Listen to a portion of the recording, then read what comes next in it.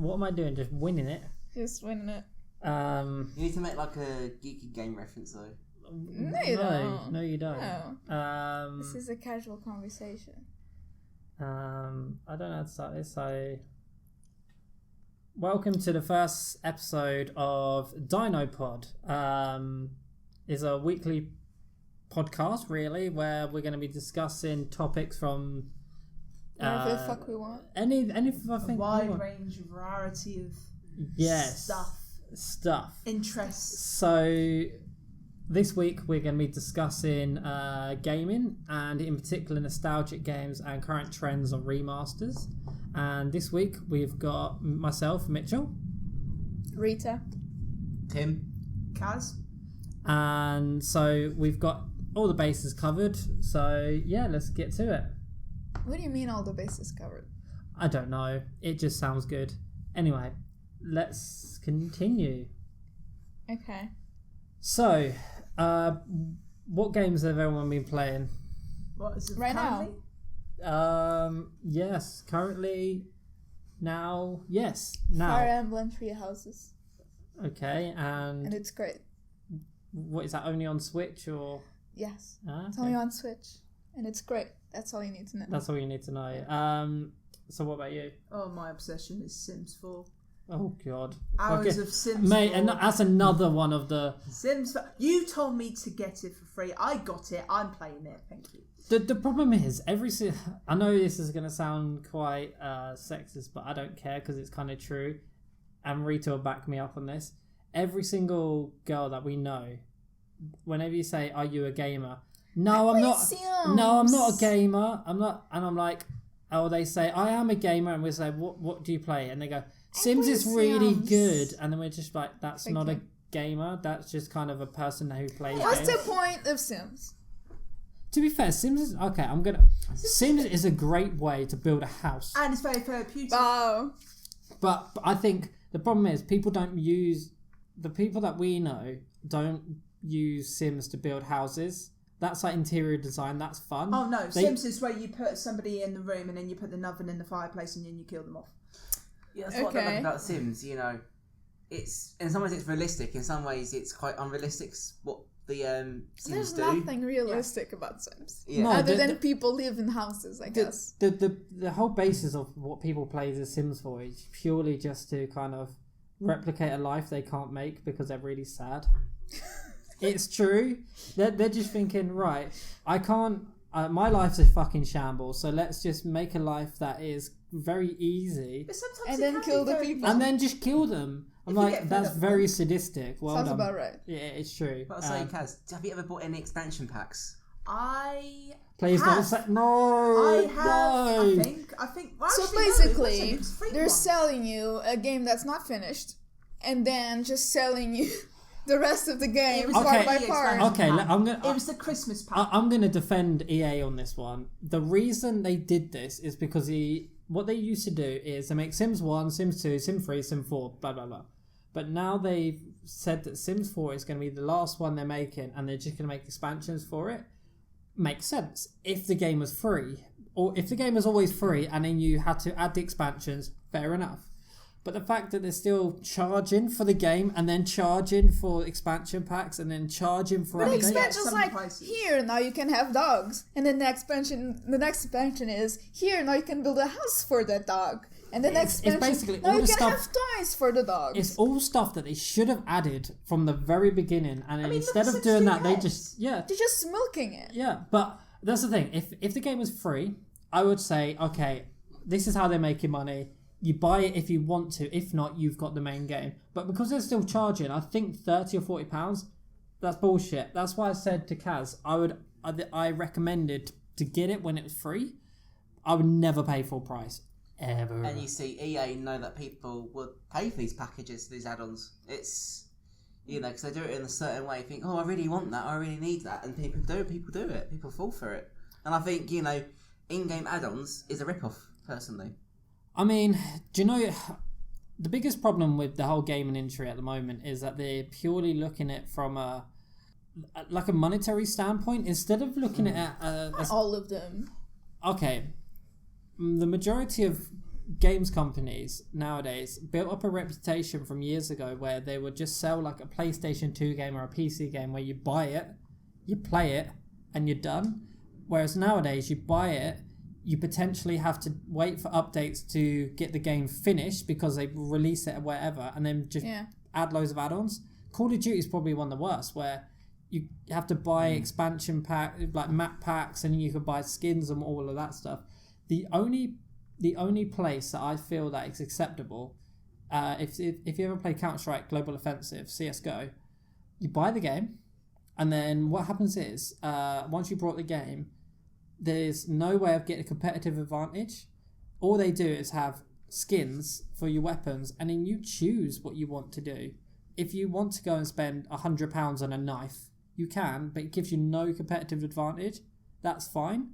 But going to make a game where you can't play maps or you can't do things because they put it behind a paywall is really annoying. Really bad for that. Yes. They're terrible.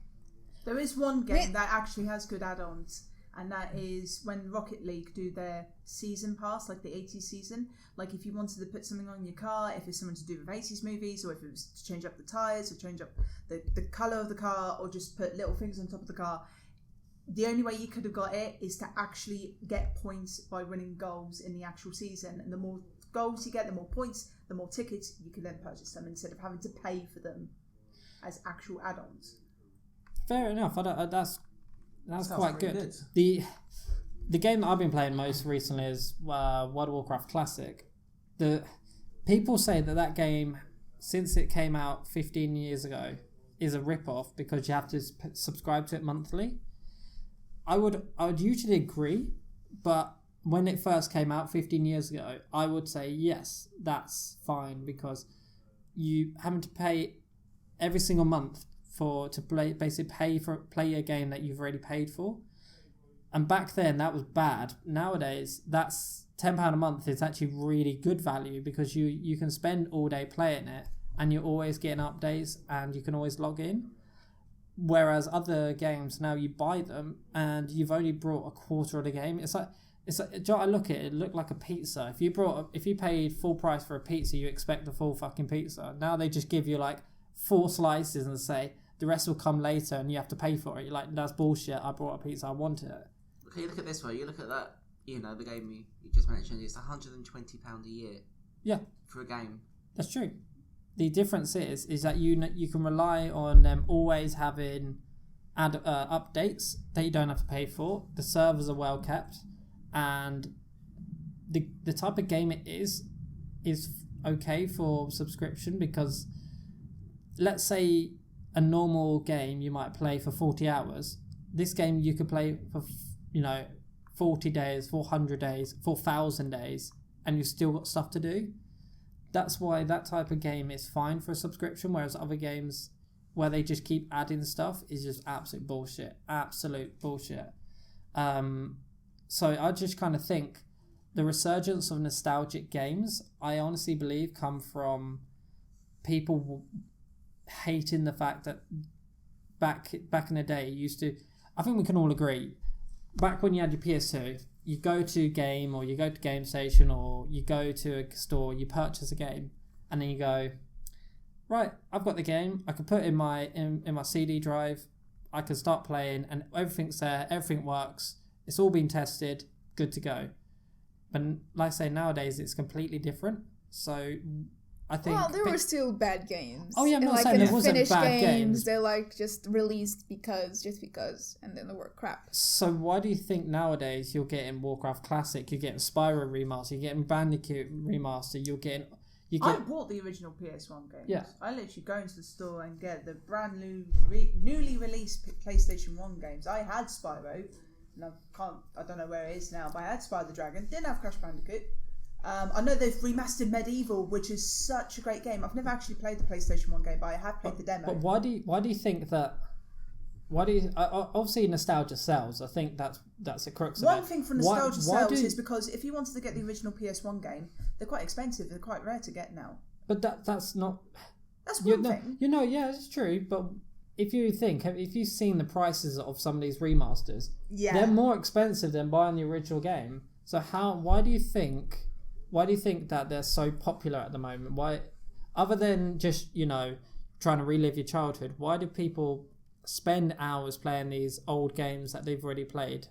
Well, the Crash Bandicoot one, I bought it because I never played it before because I didn't have a PS1, I had a PS2, and then I didn't play it then.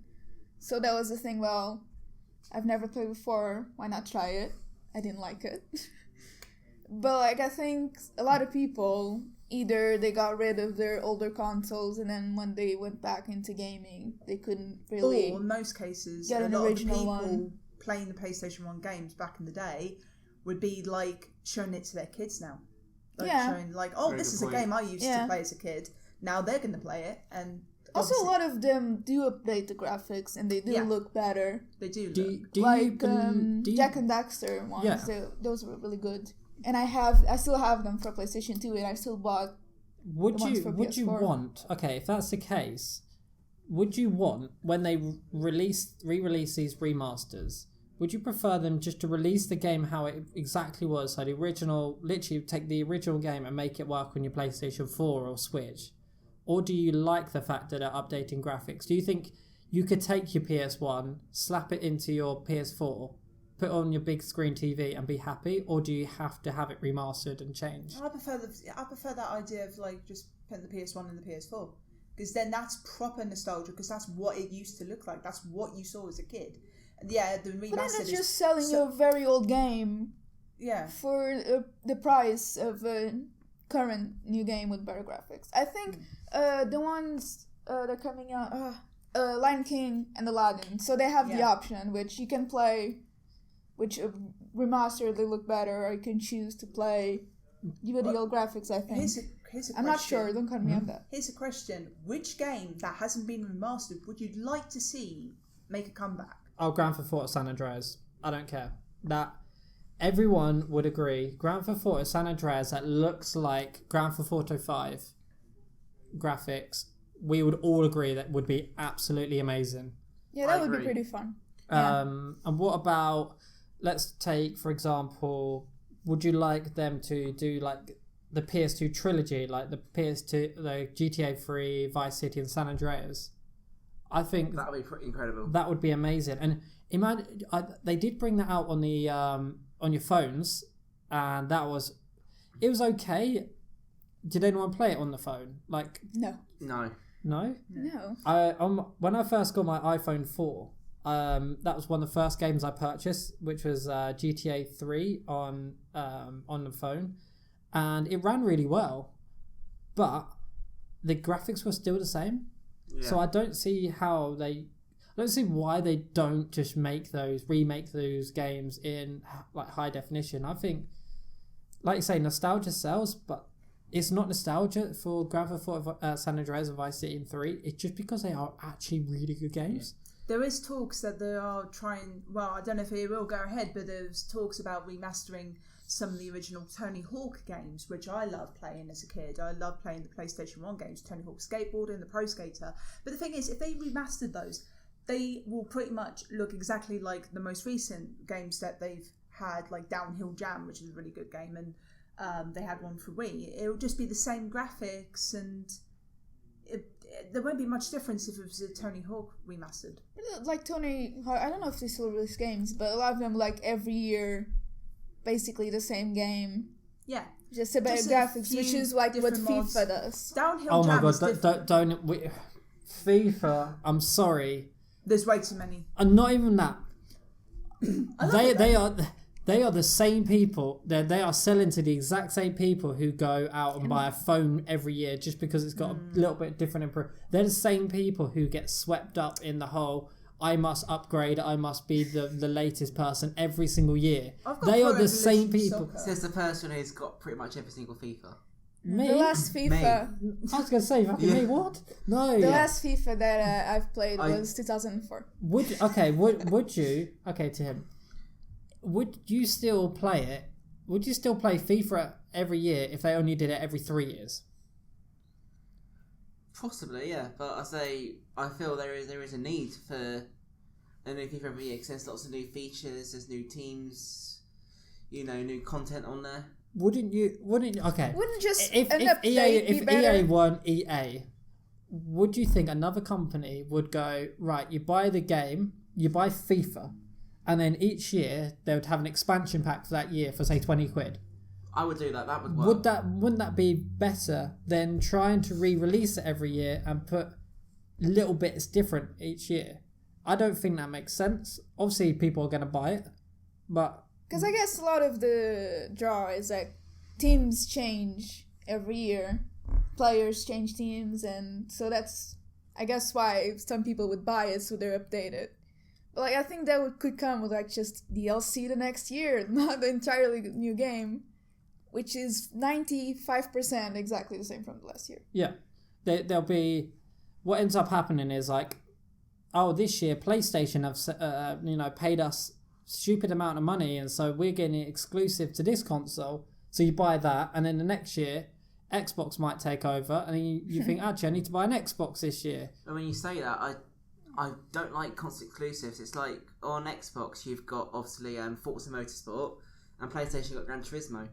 You know, I like both those games, but as I say, you need both consoles in order to get the best out of both games. No, but I'd agree. I like console exclusives. But then they make sense. It makes sense. So let's flip it on its head. So would it feel right to have, I don't know, Pokemon on your Xbox? No. It wouldn't feel right because it's not. It's so linked to Nintendo. It's so Nintendo, and Nintendo's great at that. That's the thing. I think Nintendo is one of the only companies who, although they keep releasing stuff, they actually are focused at fun instead of flogging you shit. Instead of flogging you this small game that you have to add to, they sell you like, this is it. You buy this game at £50, whatever, you buy this console, and you're going to have fun. You can have fun with a family. Yeah. It's Nintendo do it great. I think that's true. But for more hardcore games, let's look at hardcore games, all right? Esports. Define hardcore games. So when I say hardcore games, I mean like esports, like, you know, your CSGOs, your StarCraft, your things like that. Have you realised that pretty much all, with the odd exception, are all games that have been around for over a decade? So CSGO came out in 2013. So that's years ago, and that's one of the newest ones. StarCraft 2 has been out for years. Then you've got like League of Legends has been out for over a decade. Why do you think people still play those such high level and keep playing them when there's new games? Is it because of... They get drawn into it, I think. They do? But why do you think that they can't replicate it? Do you think people just get drawn into it and then they get good at that game and don't play anything else? Or do you feel like... I would say they don't play anything else. They might not compete in anything else because they're still... I'm pretty sure there's still like championships for like other games. Yeah. But like Smash Brothers I'm pretty sure there's World Championships, and that's a game that every couple of years a new one comes out. I think the only exception, although meme about it, is got to be Fortnite. I think in some reasons, like we just said, I think it's an addiction more than anything. You get drawn into a game. I think people become addicted to it. That's actually a good subject, right? Talking about like addictive games and addiction, what games do you think like you can't stop playing? Oh, Sims for me. I'm not going to talk about Warcraft because I've got a shitload of stories. Yeah, we don't. We'll go around. So yeah, what game have you ever played that you think I can't stop playing this? I'm going to get home from school or something, and I'm going to be playing it till 10 o'clock every night, and you can't stop. Well, for me as a kid, I only had a restriction playing games. I only had like 20 minutes on the PlayStation. I had a proper restriction playing games. So I didn't really spend a lot of time playing games as a kid. But as it progressed, I then had the ability to then surpass that 20 minutes. I could do whatever time I want. And for me, yes, it's The Sims because I find it very therapeutic and I can actually do diagrams of the houses and then do the houses on the game. But as of recently, I would say Life is Strange, because Life is Strange is that kind of... It's a story mode, and you can actually choose which path you want to go, and you can go back, you can change it again. I love those kind of your choice, which path you're going to take and what happens. But my question is, would you define how many hours do you think you're playing that per day? Usually for a day, preferably in the evening.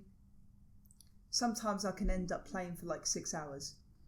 But would you say that's an addiction? It's not really an addiction. I enjoy it, and sometimes I would start playing and then I won't stop because I enjoy playing it. But it's not an addiction. What would you define how many hours per day? Let's say for a month. If you're playing a game for a month, how many hours a day would you say you'd have to play to define it as an addiction? Never coming off it, not even eating, probably not even going to the loo, kind of. So how many hours per day? 24. Be realistic. No, technically, I know some people in the past who've actually ended up playing the game for an entire 24 hours. Oh yeah, no, I've done that in the past. Okay, if it's fine if it's for a charity stream, but then you get some that are just no. I'm saying like if they forget about real life. If your life revolves around playing that game, what do you think? Like, how many hours do you think you'll be playing to like define it as an addiction? Over 12 hours. So you're saying basically if you're playing it as a full-time job, that when it isn't your job, if you know what I mean. So you're not an esports person. So if you're playing, 12 hours a day, would you say that's an addiction, or would you say because at the end of the day they need their sleep as well? Because people are just going to fall asleep no matter what. Would you say slightly less or slightly more would be an addiction, or would you say that it all come down to the person? Okay, well, for one, none of us are doctors, so we need to have a definition of addiction is, because addiction is something that you cannot live without. It's not just doing something a lot. It's something that after some time your body craves it. Yeah. Otherwise you start feeling like horrible. You get those articles of those kids like the parents are so annoyed that the kid are not even coming off the game and they're skipping school because of the game. Well, that's the parents' fault to a degree. So, although obviously we're not doctors or anything like that, but we can still have like an opinion of what we think it is. So, for you guys, would you say that like you'd have to kind of forget your entire life and kind of lose your job and everything to be addicted? Or would you just say, spending, couple of hours each night and might skip your homework every so often? Would you say that kid is addicted? What would you say? It's really hard. It's like there's functional like alcoholics that like are alcoholics but still have a job and stuff. So somebody could be addicted to gaming and still have somewhat a level of a normal life without just being sitting like every day, all day, not leaving the house. So like would be like they get off and they go play, and when they're not playing they have anxiety about not playing. I think that's what close to is the definition to something addicted to it. Tim? I don't think that's much of addiction, if I'm honest. I think, we say that you're having 2 hours for getting your homework. I think that is being obsessed by a game. It's one of your interests, but I think being addicted, you've got basically your life has got to be your number one priority. That game's got to be all you focus on. You won't go out the house, you won't eat, you won't do anything. That game is your life, and you stand by that game. So I think, playing like 3-4 hours every night is being obsessed by a game, but not necessarily being addicted. Should I give you? I don't know, because like only playing that game, not eating, that's like a very extreme level. Okay, addiction. Should I give you an example of myself and see if you guys think I'd be addicted? So, when Classic came out a couple of weeks ago, I was with a group of people and I had 12 days off work, and 2 of those days I was ill, very ill, and I was having to wake up at 5 o'clock in the morning, sometimes 4, to not have a queue to log in. So I would be waking up then, get straight on the computer, and then I'd have my breakfast a few hours later, and I'd be in that group till 12 o'clock at night, and the only time we'd stop is for food. And one of the days I actually got ill by playing the game because I changed my schedule, and all I was doing was sitting in front of a computer all day. I started having like stomach cramps. I put my hood up and I was kind of fall asleep while playing, but I had to keep going. I couldn't stop. And when I wasn't playing, all I was thinking about was, how can I get a few more hours in? How can I get a few more hours in? How can I improve? Would you say that was an addiction? I would. Because you put your, you ruined your daily schedule by having a game, your life revolve around the game. Yeah. So I would say that was an addiction. So. Yeah, but you were able to stop though after those days. I think somebody who's addicted can just can't say, okay, I'm gonna play for this, because that's what you did for, like, you planned for 2 weeks, I'm just gonna do this and then I'll go back to normal. I don't think somebody who's truly addicted could do that. So at this current moment, I'm playing. It's unhealthy what you're doing, and it could lead to becoming addicted. But so I don't think you're now. quite After that, I'm down to having when I have my days off, literally playing it from. Let's say, let's take a look at yesterday, for example. For me, I got up around about 7 o'clock. Yeah. I got online at 7:30, and I didn't really stop playing until 10 o'clock in the evening. And that's whenever I have days off. I'm literally playing those hours. But then when work comes in, soon as I get home, that's all I'm doing. Straight on the game. And and I'm cutting my hours down at work to play that game.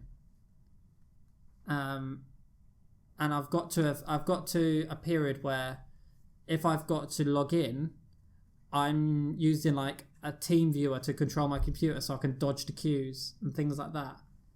Would you say that's an addiction? Or would you say that's pure obsession? I'll say it's obsession. Yeah. Yeah.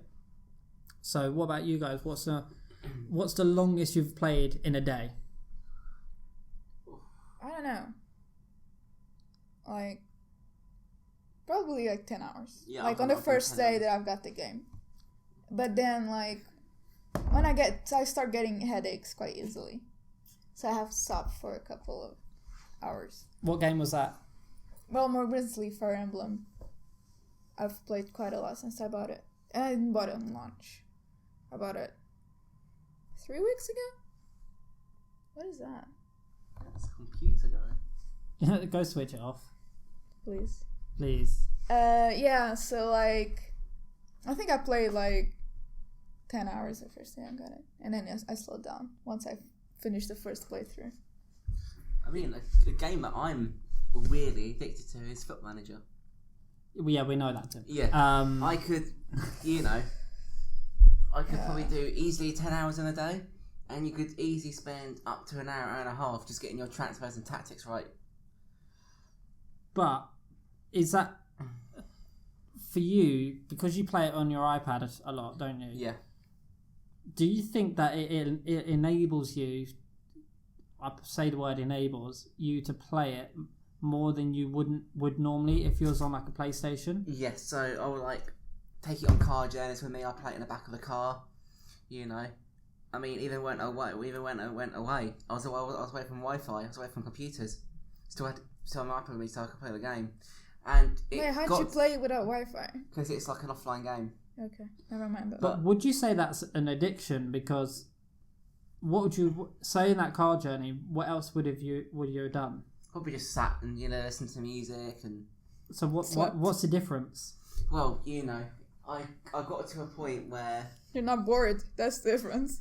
No, where I think, oh god, I got that game coming up. I got that cup game coming up. I got that final coming up. I need to get this transfer done for this player to join my team. And it got to a point, where I was remembering names of, the fake players that join the game, the regions, as they call it.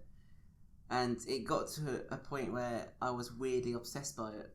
So do you think that's kind of today's day and age of, like, playing, I Spy My Little Eye type game, and now instead of you playing it with someone else, you're just sat there on your iPad playing Football Manager instead. Yeah, well, I say it's, I've been playing it for 11, 12 years now. I mean, you could give me a football team and I can tell you who the manager is, who the players for that team are, who the striker is, who the top scorer is, what league they're in. So if you, how many hours do you think you've put into that game in total? What, for... In that 12 years, how many days do you think you've actually put in? I say one. I think it was Football Manager 12 on the computer. I think I touched 2,500 hours. 2,500 hours. So how many days is that actually? I have no idea. That's got to be over like 20 or 30 days. Probably. 2,500 hours. Yeah, find out how much that is, because that to me. And how was that? Just in a year? This was just in a year. So, wait, what? But it might be more than a year, but... Well, if it comes out each year, I would doubt that you wouldn't buy the next one. It's 104 days. What? So you... Hold on. That's how many that's hours 3 did months. you say? Does that say 250? Or does that say 2,500? 2,500. Yeah, so I played for 104 days, but that was over a gradual timescale. So that wasn't... That's a third of the year. Tim? No way. Okay, this goes... If that's in a year, now would you say that's an addiction? Yes, that's crazy. So, would you say out of the But you got 15 years on and off I've been playing World of Warcraft, I've probably racked up at 1,000 days game time. Would you say that's an addiction? Over 15 years? Yes. 1,000 days? Yeah. Not really. Well, I mean, for... Actually, Google that. Put 24 times 1,000. And see how many hours that is. Because this is just going to see if Tim's, crazy. 24 times 1,000 is 24,000, but you want that in... Wait, what? That in terms of divide that by 15. Divide that by... 15. 1,600. And then, so 1,000, and then divide that by 24 hours in a day. 66.6. So I was playing... So 66 days each year. That's a month. No. So a month and a half on a game each year. Wait, no, that's 2 months. So let's say 2 months out of 12 to play a game. That's not even that bad. That's not that bad. I thought I was worse. And so you're 100 and something days. That's terrible. That's the third of the year. I got to a point where I was doing 12 hours. I was starting. Tim, 12 hours isn't too bad. Let me guess. During your I bet during the summer vacation, you were like... I was on it all day during the summer, but I got to take even when I was revising for my GCSEs. It's how long ago it was. I'll get home from school at 3:30, 4, and instead of doing revision, I'll go and have 8, 9 hours on Foot Manager, and I just got addicted to it. Tim, you're now making me feel good. I thought I was terrible. I thought 1,000 days in in 15 years was bad. I think the most hours I've had in game was 300 something on Pokemon. I can literally play Alpha it right now. It's on my Sapphire. iPad. Yeah, I Tim, got you're not into, playing that right shiny now. hunting. But You're yeah, not so playing it. I think. Well, we've gone off topic quite often. So have you guys got any stories of over all this time that we've all been playing games? Have you got any of the stories that you wanted to tell? For example, for me, I remember the time that I was playing Gran Turismo 4 on my PlayStation. It's a very good game. My God, was that an amazing game. But what I remembered was in that game, you had to do 24-hour races. Yeah. So you had A-Spec and B-Spec. The difference was A-Spec is you actually using a controller and racing. B-Spec is when you let the computer basically play it. I used to all the time. I used to have some really bad B-Spec drivers, didn't you? Oh yeah, they were terrible. But the thing is, what you'd always do is get a stupidly fast car, put it in a lower race, and then you can basically hope that they're going to drive it well enough that they don't always keep crashing. Yeah. And so what I remember used to happen is I had the original PlayStation 2 Slim, And what happened was I left my PlayStation on overnight to race. Oh no. And it would always overheat. So I wonder why. yes. So what I used to do was prop it up with a few bottle lids just to get a bit more airflow, and I'd use a fan, like, you know, a normal like house fan, and I'd leave it on it just to stop it overheating. Didn't the old PS2, the big thick one, then that used to overheat quite a bit as well? I used to No. have the old PS2. Do you know why that didn't ever overheat? It's because that had a fan at the back, and that used to go like a fucking rocket.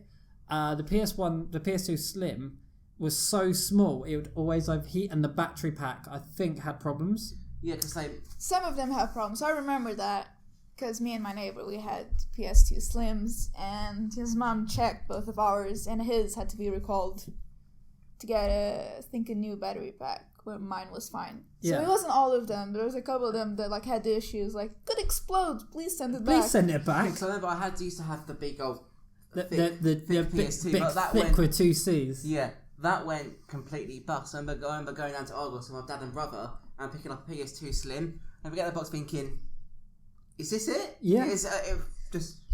So, yeah, during these races, what I used to do is had the fan on the PlayStation, and every single night I went there and I was like praying. I wake up in the morning and it wasn't flashing red, and especially when you were doing the actual races. So I'd get home from school around about 3:30, and I would play till about 6 when I had food, and I'd play from 6 to 10, and so all this time I had the fan on the PlayStation, and I was praying to God that it didn't overheat, because it wouldn't save during the race. It would save after a race and before a race.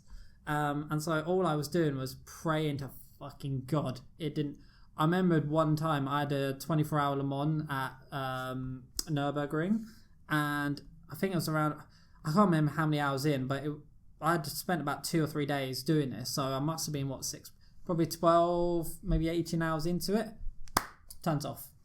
And I was like, yeah, yes, this is bad. This is very frustrating.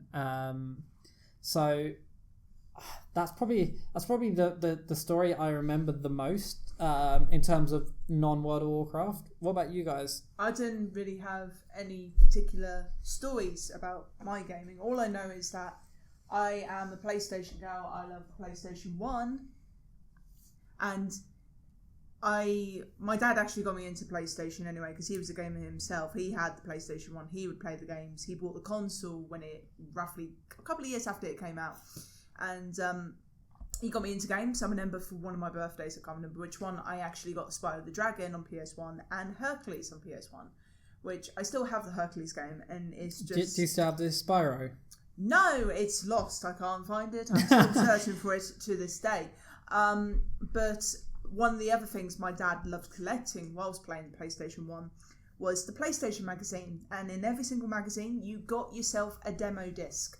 And it's, I still remember those. each of the demos, they had so many awesome demos of games that I would constantly play the demos over and over, and I would never actually get the full game. One of the demos in particular, Toy Story 2.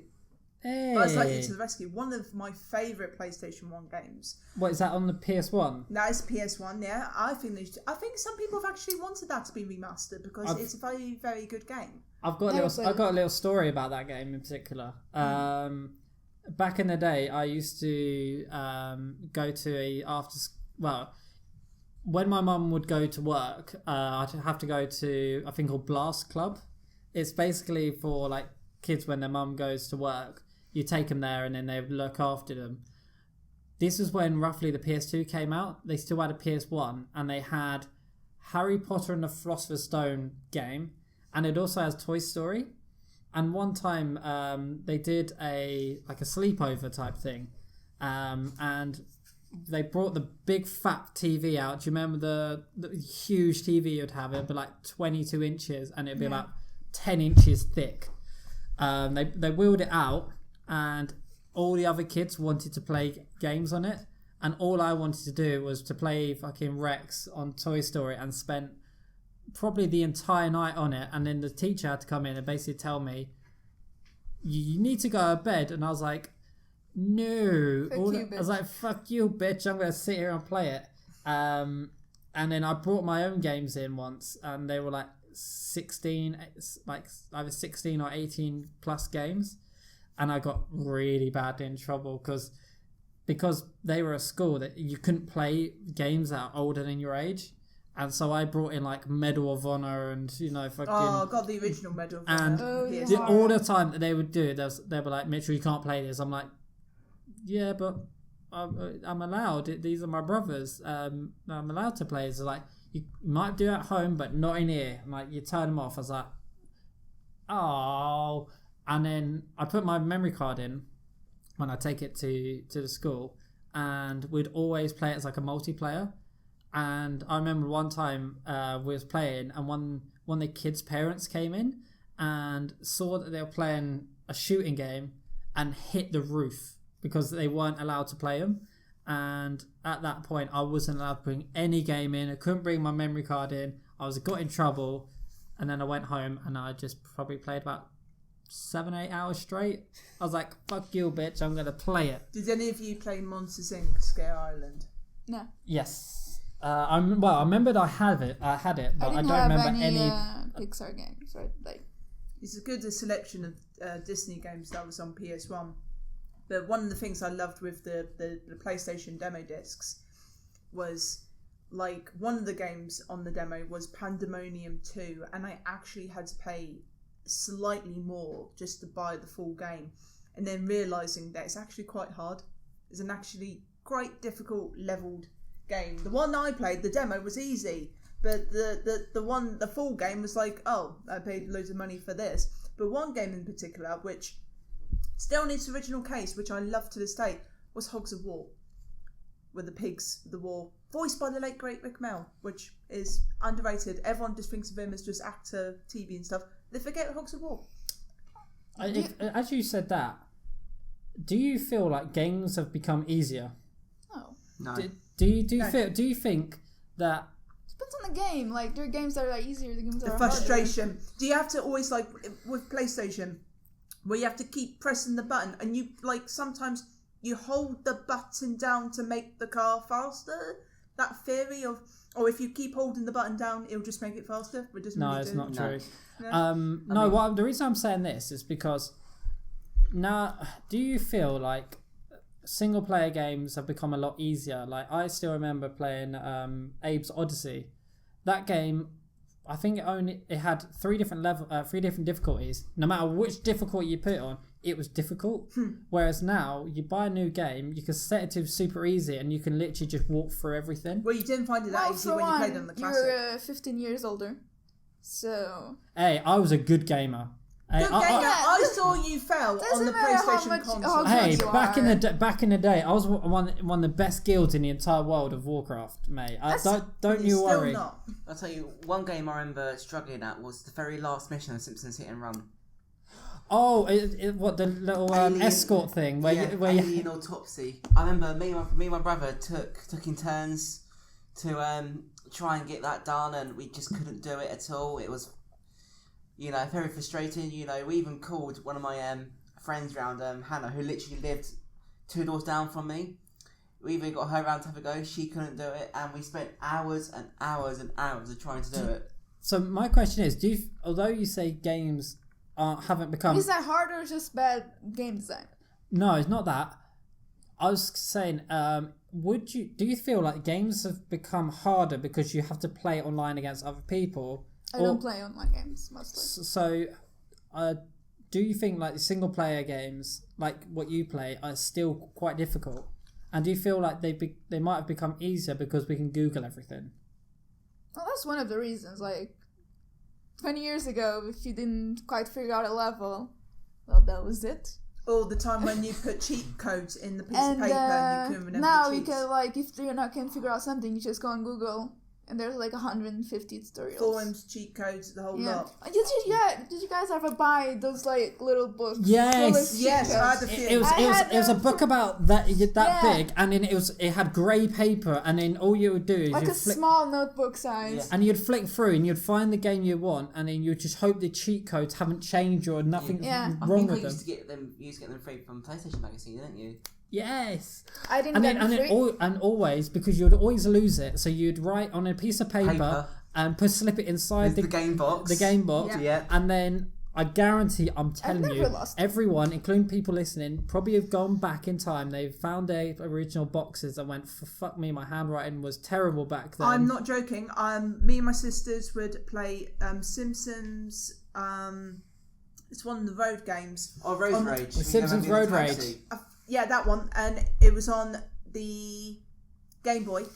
And I recently opened that box and found 8 different pieces of paper with all kinds of codes. My codes, my sister codes. And I was like, we don't even play this game anymore. I still have those books back at home.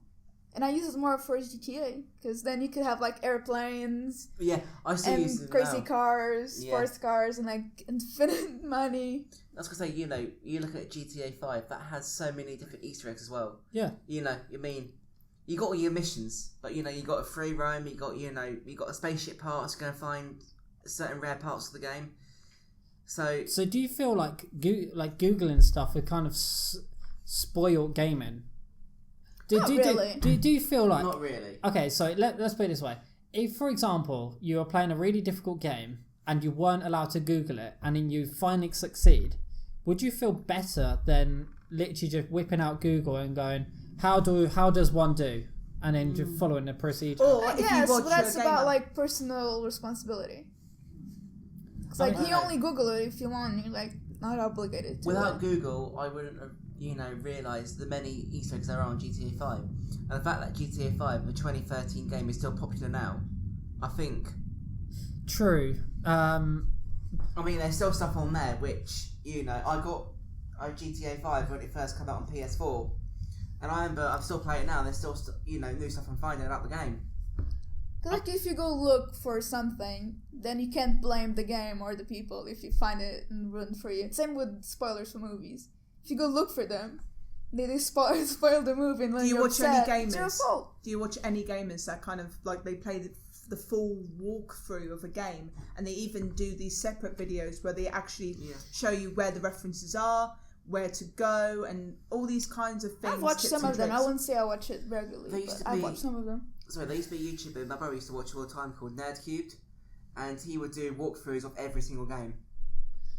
So Let's Plays is still a big community on YouTube and Twitch. Do you know who I think Let's Play kind of broke into the mainstream? Did you ever watch Yogscast? No. Did anyone watch Yogscast? No. So when Minecraft first came out, I was one of the first, probably one of the first wave of people. I started playing them when in depth. There's a YouTuber called Yogscast, and they got like millions of viewers every single time just from playing that game. And I think they are probably the first people who actually like made Let's Plays and walkthroughs an actual like genre. Beforehand, it was just kind of people just playing games, and now it's like you go there to listen to them play the game instead of just here's person who plays game. It's now you're watching a person play a game, which is kind of like it's like Gogglebox, really. Yeah, I mean, one of my favorite games is The Last of Us on PS4, and I bought the PlayStation 4 for it because they released it again on PS4 because originally it was PS3. And the way I was introduced to the game and I saw a Let's Play of it, and I started watching it and I really liked it, and I went on and bought the game.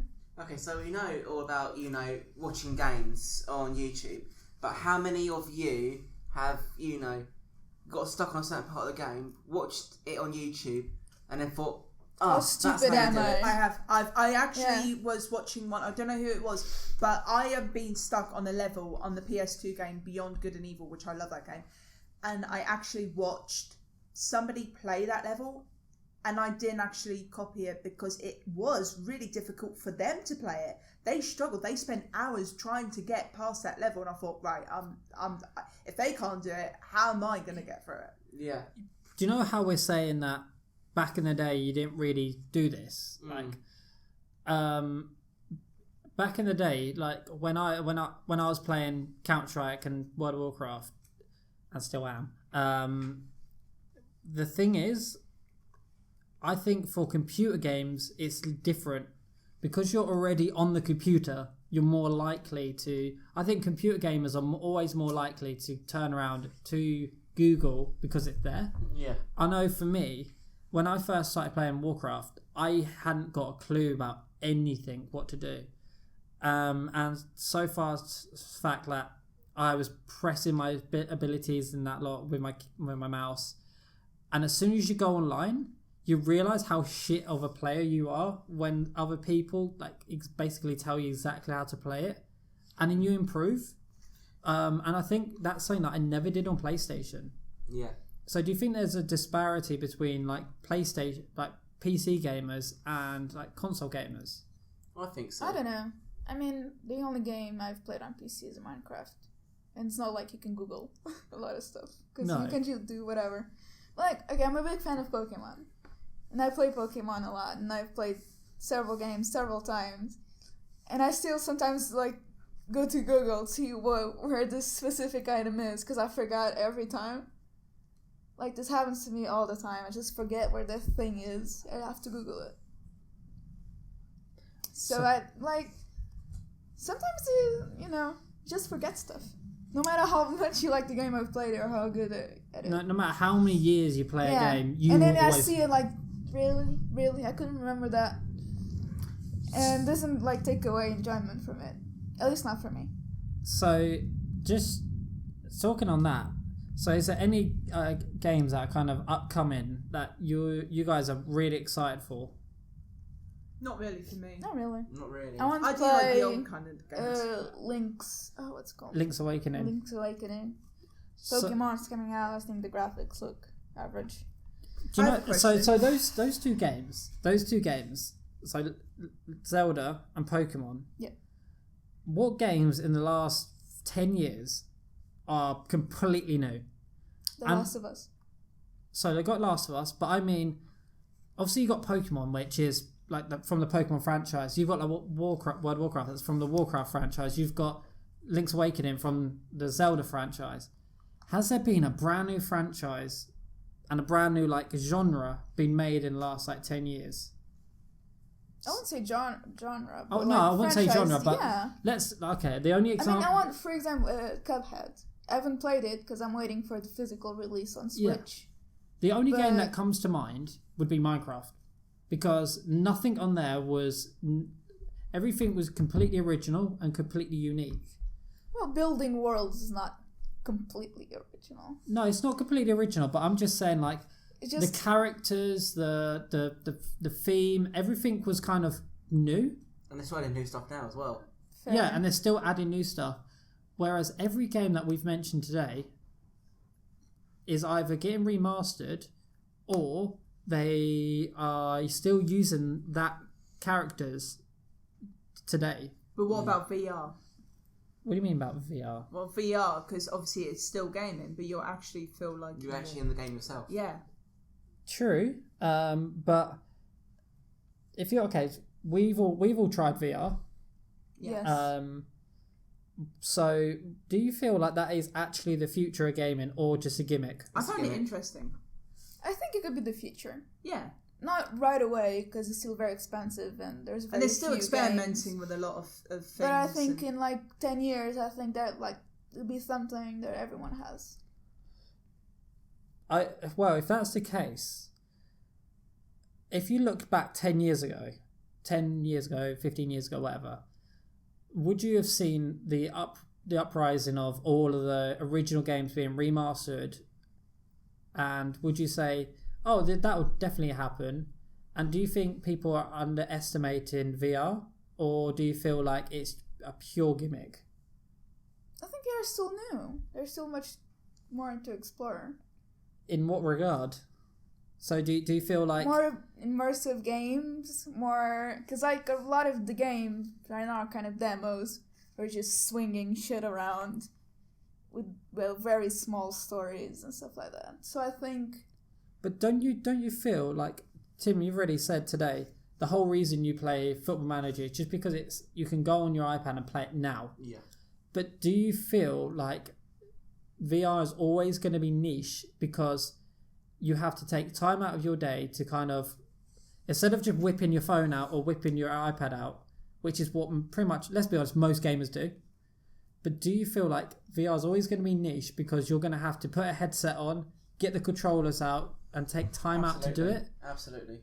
I disagree, because like when you're playing on a console, you're taking out time to it. Like playing on an iPad or iPhone, like everyone does it, but it's mobile gaming. Nobody's like, except Tim, I guess. There's very few games where there's a story to it, and you have, I don't know, you can like. So what about your Switch? I don't think you could play some of the games. So what about your Switch? What about it? Switch, like for example, the Switch Lite has just come out, which is pure mobile gaming. Yeah, not really. And, well, you can use it anywhere. Would you consider a 3DS mobile game? Yes. Because when I think mobile gaming, I think mobile phones.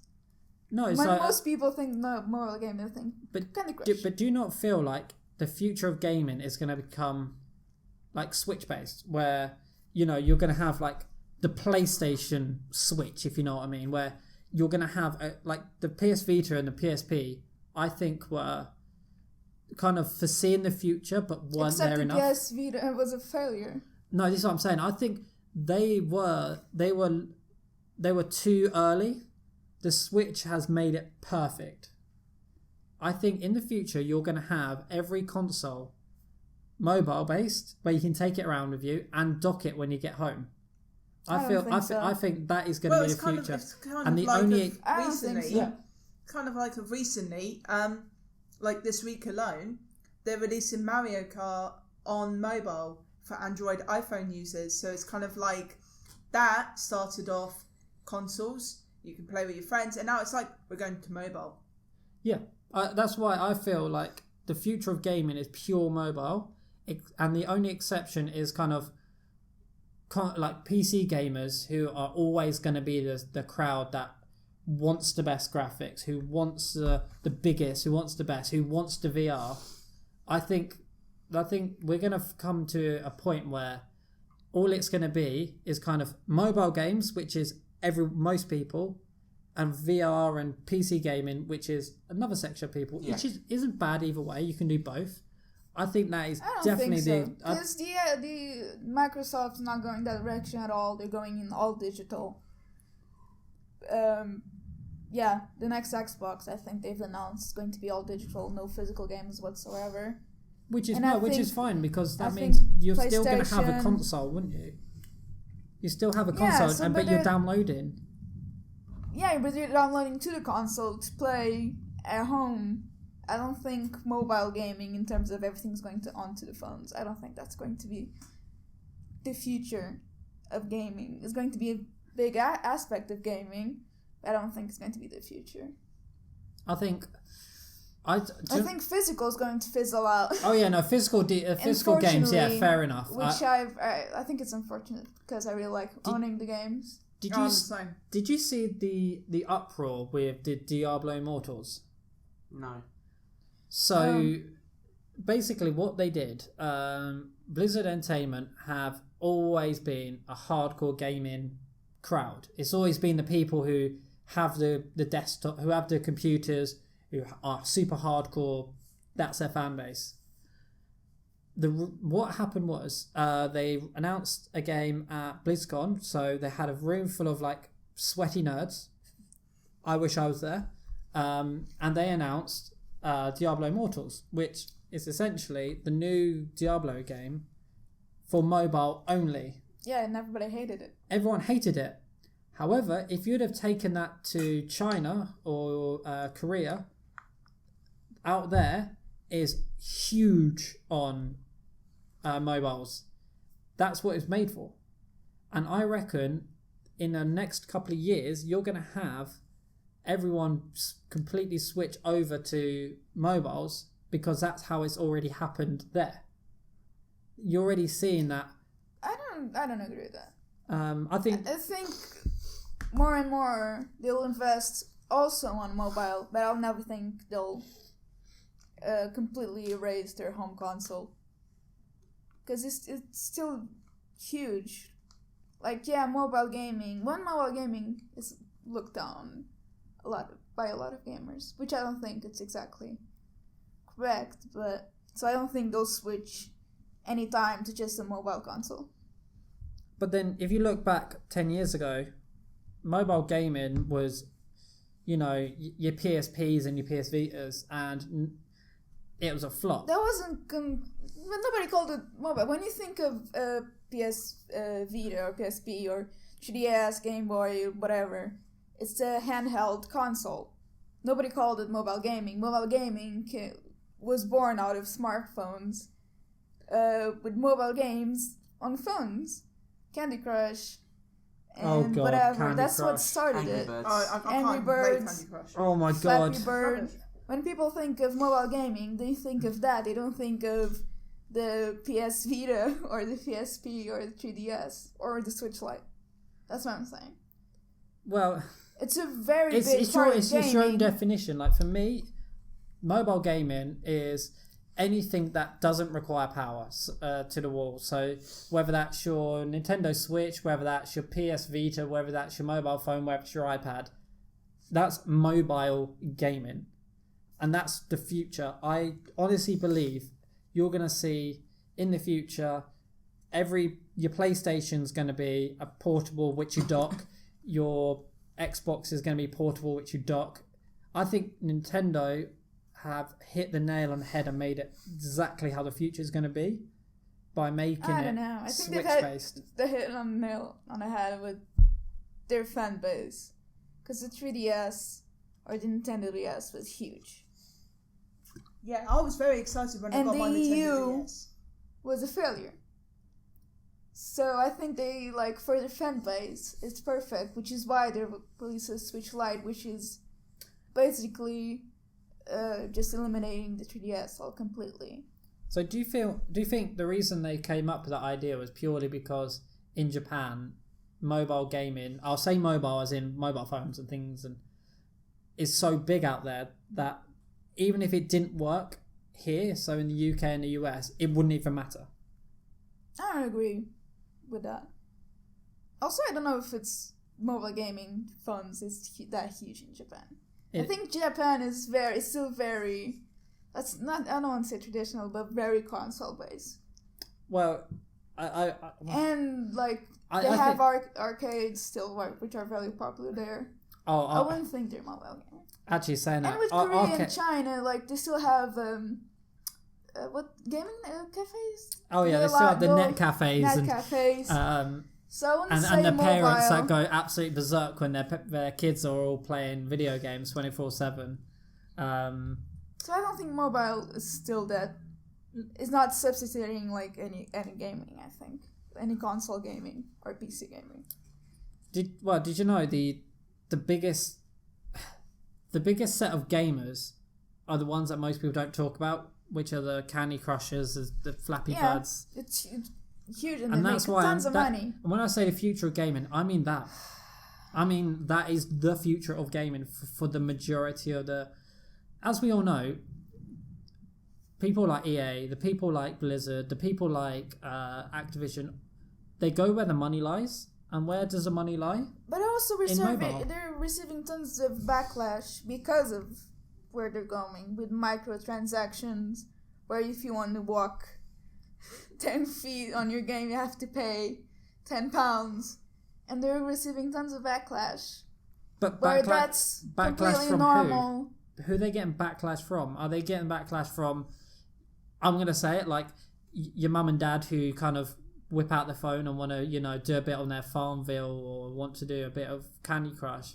Are they getting backlash from them, which is the majority of people, or are they getting backlash from people like us who...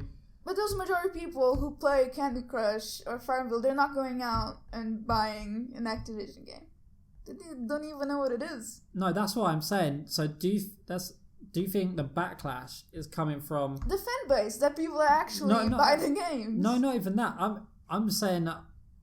Do you think the backlash is coming from us type of group who call ourselves gamers, who are the minority in comparison to the majority of people who wouldn't even call themselves a gamer? They're just the people who I just play Candy Crush, or but they also wouldn't buy the games, so. No, but then they wouldn't be. They shouldn't be catering to those because. But then I think that's the future. I think they're going to be catering to the mass market, which is going to be, you know, the people who whip out their phones, play a bit of Candy Crush, might spend a few pounds on some gems or whatever, and that's where they make the most of their money. That will be the end of gaming then. Yeah, that's why I feel that in the future everything's going to go mobile based, and you might have the odd exception like your Blizzards and that lot who will make, you know, console games, and that's kind of how it's going to be. I don't agree with that. But anyway, I think we've gotten way off topic. We've got way off topic, but yeah. So, I think games that you're excited for definitely is. I'm still waiting for the release date for The Last of Us Part 2. Are they still not released? It was supposed to be.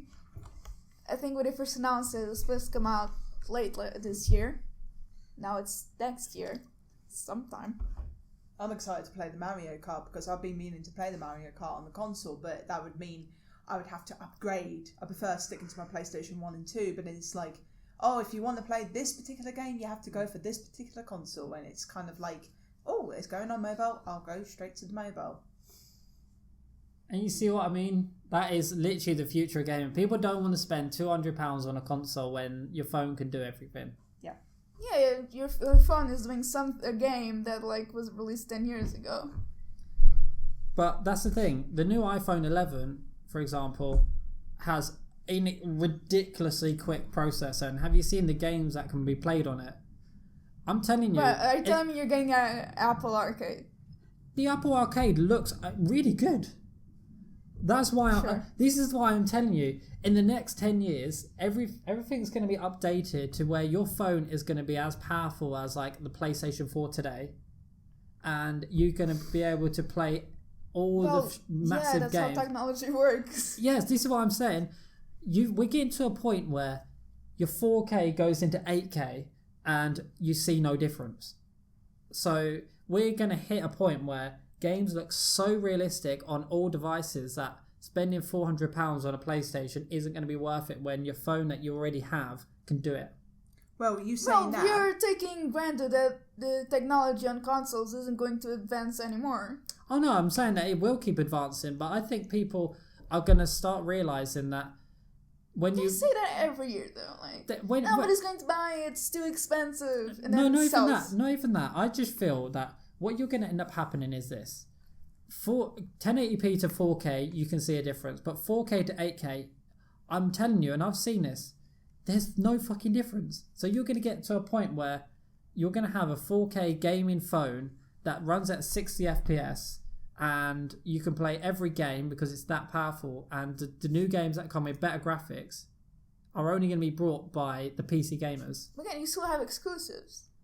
And I think that's the only thing that consoles will have over phones is your exclusives. But that's what each company has over each other. Is exclusives. But if you say to them, right, we got exclusives, but you can pay £40 on your iPhone and still buy the game, that would be kind of the way forward. Can I just add the fact that we mentioned about FIFA earlier, and I don't know if it's new or updated, but FIFA Football is available on mobile, and there has been 100 million downloads, and the reviews for 4.1 stars, 5 million reviews. So you think the FIFA's been on console for how many years, and now you could play it on your phone, matches, you can play head to head versus your friends, build your ultimate team. And this is you will end up spending so much money on microtransactions. You might so as you well got your in-app purchases. And this is what I'm saying. This is how the future of gaming is going to be. It's literally just going to be... Do you think they'll stop the console games if it's on mobile? I think there's going to be a transition period of the next 10 to 15 years where you're going to end up having, you have both, and then they'll slowly give more exclusives to mobile and then make it more microtransactions to where if you have your phone, you can download any game for free and you're going to be microtransactions at your wazoo. The fact that you think you could download any game for free, that they would just give games for free, that it's crazy. Even if you have microtransactions on it, they would never just be for free startup. I think the only games that won't be free like that are going to be like the Nintendo games. I think Nintendo might be the only exception to this rule because no matter how much they charge, we're all going to keep playing and we're all going to keep playing because I don't think so. I think I think thought PlayStation, Microsoft would just start depending on microtransactions. Why not? They will make. We spoke about The Sims. You have The Sims who you buy the game and you buy the expansions. But again, you have to buy the core game. It's not okay. It was free for. Is it still free? It was free for a time, and so loads of people After, bought it, and then 4 loads of years? people went and brought all the expansions. So Yeah, but a lot of people had already had to buy the core game. So I don't think there will just be, even if. Okay, so no, I okay, remember- I'll give you that. I don't think every game will be free on mobile, but We'll I just think a start lot off of free. games will be free on mobile to get to everyone. And coming soon, we, for example, just had Call of Duty Mobile coming soon to mobile. Yeah, and you've also had like PUBG that was on mobile as well. Yeah. So all these big games that everyone is playing. That's a lot of multiplayer games, though. Yeah, but then Not all of them. Like, But I think. multiplayer player. games are the easiest way to keep people playing and to microtransact them. Okay, Because there's one game on here that I probably will download. It's like a Lego game, so you could just play adventures as Yeah. Lego characters and collect Lego characters. So But stuff like that, you're like, oh, I'm interested in that. but I think that's the way of the world. It's going to be a matter of having microtransactions at your wazoo and everything going mobile. And I think at the moment the idea of having your remasters and your nostalgic games is because people want to remember like those times where you could buy a game and just be chill and just play it. I can still do that. But very few games though. Like I don't agree with that. I think look back in time, you used to just buy Call of Duty and be fine. You used to just be able to buy FIFA and be fine. You used to buy all these games that now where everyone gets addicted to all the microtransaction. It's fucked the industry. Oh, EA is a big proprietary for that. Oh, EA's ruined They it. put microtransactions everywhere. But still, they're receiving tons of backlash. They like, I think they pulled back on the latest Star Wars when they announced it's going to have loot boxes, mainly loot boxes and stuff, and everybody was like, nah. Oh No, god, thank you. fucking loot boxes. And they had to pull back because they were receiving tons of backlash. Because like, I don't think people that regularly play certain games, and I don't call myself a gamer. I like games. That's it. I think people that regularly play games, they don't want to have to keep buying to keep playing. True. But I think if we're all honest, that's how it's going to be in the next few years. Not all We'll manufacturers, but a lot of manufacturers, and that's kind of how it's going to be. So I think for me, I don't think so. For you guys, there's no real games that you're super hyped for. Am I right? Off the top of my head, no. Not right now, no. No.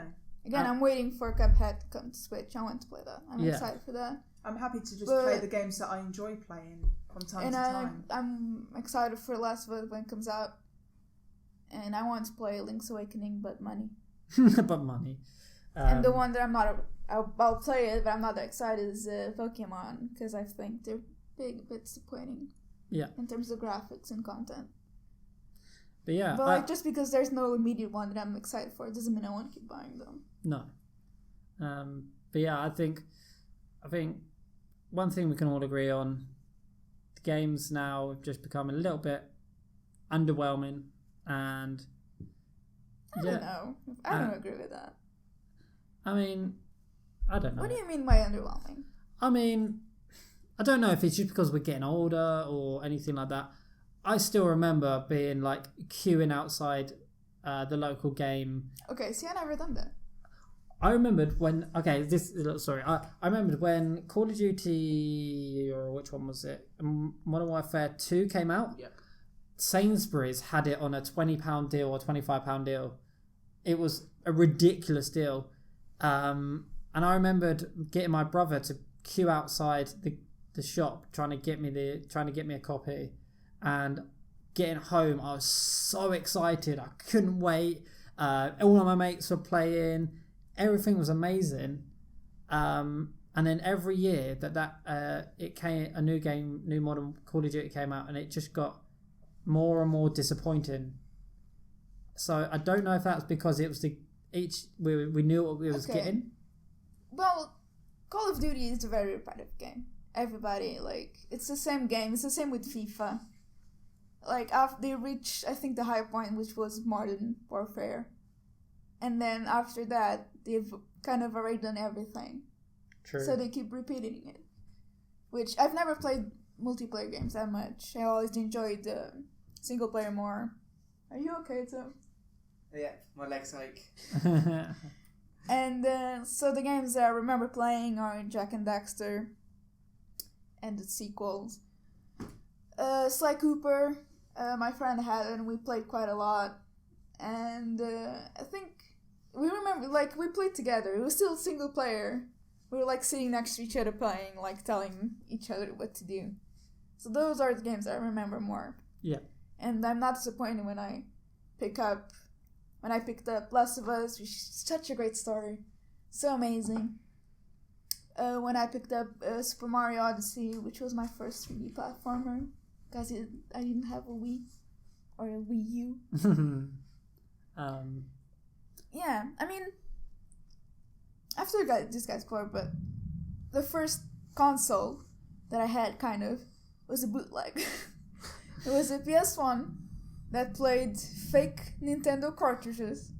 So I played Super Mario Bros., the first one, with the PS1 controller. And a few other games. Because, like, that's where I'm at. So you would take enjoyment. It's different. I've played it since then. It's like, it's not as good as I remember, because I know it's a bit like, it doesn't make sense. Why am I playing Nintendo with a PS1 controller? So when you look back, I think you always, like, remember more the games that you enjoyed more than disappointments that you had. True. But yeah, I think we've all agreed that remasters are good for the most part. Some of them, yeah. Games coming up are still good, and the gaming as a whole is still kind of exciting and fun, and we're still having enjoyment out of it, but just kind of more disappointing sometimes than we expected. But I don't know. So yeah, you guys, final thoughts. You want to start, Rita? Why me? Tim. Good. You start, Tim. Go on. Well, I think for me, as I got older, video games have, not been less enjoyable, but, I still enjoy playing games. But, I was younger, the wait for a new game coming out, the enjoyment it plays. But as I have got older, I haven't been, enjoying gaming as I have been. But I'm still, liking the games I play.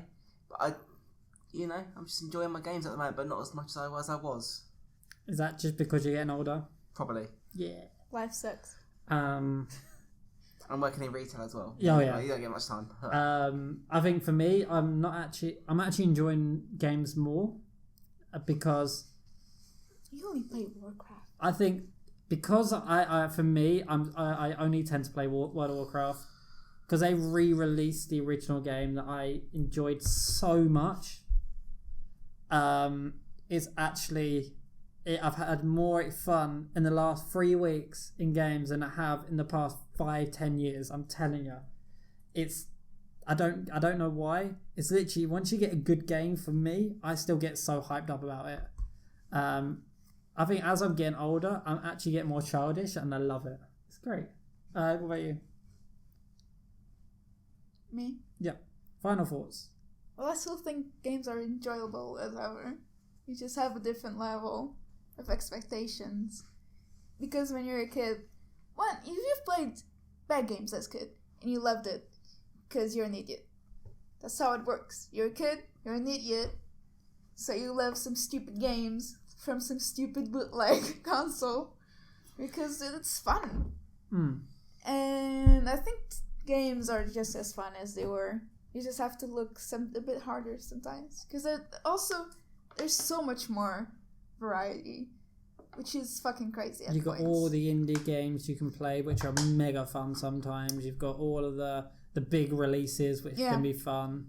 I think we've all kind of spoke about the big releases today.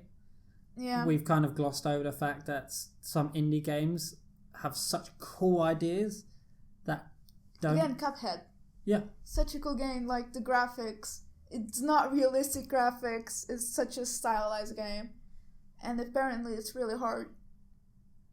So, I mean, it's not only AAA that's exciting. So yeah, final thoughts for you. Yeah, I love games. I find some games therapeutic, some games stressful. I could get very frustrated with games, and I would get to a point if a level gets too difficult, I would definitely come off the game. But some games are good. I've had a few games that are quite bad and I won't complete. But at the end of the day, it's just a thing people like to enjoy. That's about it, really. So yeah, I think we've all agreed that even as you get older, they still are mega fun, and I think definitely try out new games, try out indie games, definitely, and I think all of that comes definitely to a lot of enjoyment. And Sims suck. Oh yeah, and Sims sucks. Yeah.